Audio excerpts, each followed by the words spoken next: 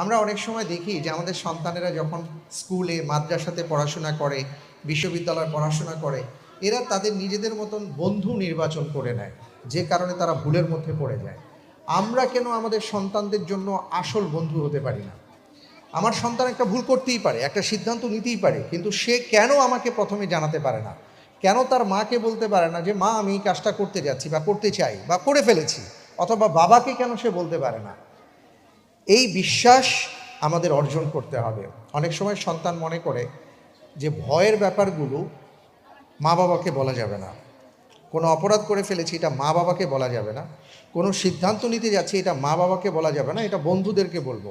তো স্বাভাবিকভাবেই সে তার বন্ধু, তার যে বয়স, সেই বয়সের বন্ধুকে যখন সে জানায়, ওই বন্ধু তাকে কোনো না কোনো সমাধান দেয়।